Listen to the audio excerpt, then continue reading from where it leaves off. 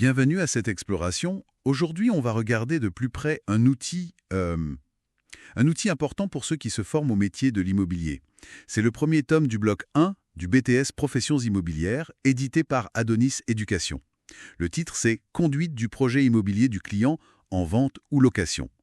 L'objectif, il est assez clair, c'est de préparer à une épreuve spécifique de l'examen, l'épreuve E4, le tout bien aligné sur le référentiel de 2024.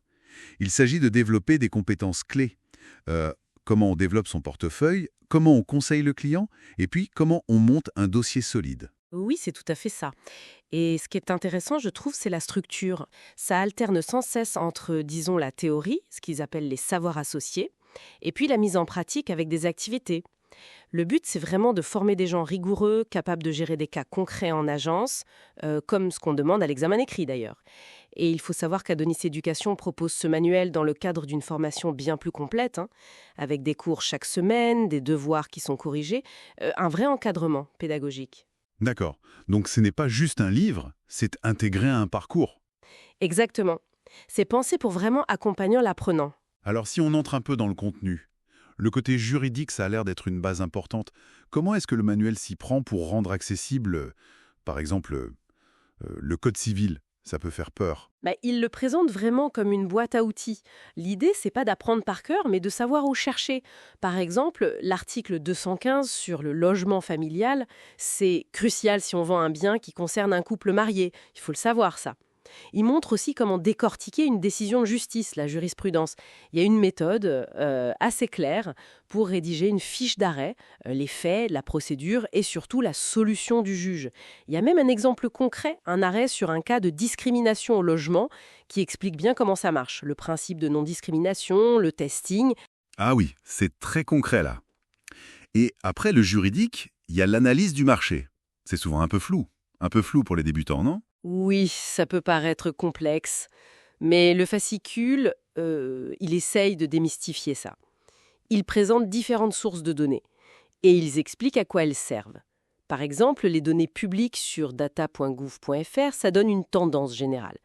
Mais les bases des notaires, comme Perval ou bien, là on a des prix de vente réels. C'est plus précis pour un secteur donné. D'accord. Et puis il y a l'INSEE, les infos des mairies, l'urbanisme.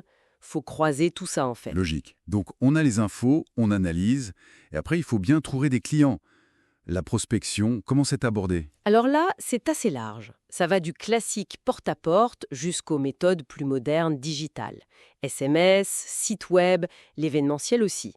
Mais surtout, il insiste sur les techniques pour comprendre le client. La méthode Soncas, par exemple, pour cerner ce qui motive vraiment un acheteur. La sécurité, l'orgueil, la nouveauté. Mhm. Il donne aussi des conseils très pratiques. Comment on rédige une annonce qui respecte la loi Allure, la loi Carrez pour les surfaces en copro, Boutine pour la location. Ah oui, toutes ces mentions obligatoires. Voilà. Ou comment gérer les objections au téléphone avec la méthode CROC. Contact, raison, objectif, conclusion. Et bien sûr, le respect du RGPD, de Blocktel. C'est rappelé, c'est indispensable aujourd'hui. Et la partie contrat, les mandats? Oui, c'est détaillé aussi. Les différents types simples, exclusifs, semi-exclusifs. Il n'explique pas juste ce qu'il doit y avoir dedans, mais aussi pourquoi choisir l'un plutôt que l'autre, stratégiquement. Et l'importance de bien tenir son registre des mandats, c'est souligné. La rigueur, toujours. Et pour finir, les aspects plus techniques, les diagnostics immobiliers? J'imagine que c'est couvert. Ah oui, le fameux DDT, le dossier de diagnostic technique. C'est abordé de manière très pratique. Au-delà de lister l'amiante, le plomb, etc., l'accent est mis sur le DPE, le diagnostic de performance énergétique. C'est devenu central. Surtout maintenant. Exactement. Avec les nouvelles classes énergie, les interdictions de louer les passoires thermiques, c'est un point clé du conseil qu'on doit aux clients. Et d'ailleurs, le support utilise pas mal d'études de cas pour s'entraîner. Et aussi des outils visuels comme des cartes mentales pour aider à mémoriser tout ça. C'est assez bien fait. Bon, pour résumer un peu, ce support d'Adonis Éducation, ça ressemble à un guide vraiment complet, très structuré pour maîtriser tout ce qu'il faut savoir sur la conduite d'un projet immobilier en vue du BTS-PI. Il mélange bien le juridique, l'analyse de marché, le commercial et puis toutes les règles à respecter. Et donc pour ceux que ça intéresse, ce manuel est inclus si on suit la formation complète chez Adonis Éducation, mais on peut aussi l'acheter séparément sur la liblib.fr par exemple. Oui, effectivement. Il donne vraiment une base solide. Et Ça soulève une question, je trouve, pour les futurs professionnels qui se forment avec ce genre d'outils. Comment on fait, concrètement, pour garder le bon équilibre entre la rigueur juridique et réglementaire, qui est de plus en plus lourde, faut le dire, et puis l'agilité commerciale qui est indispensable pour réussir sur un marché immobilier qui bouge tout le temps. C'est sans doute ça le vrai défi du métier aujourd'hui.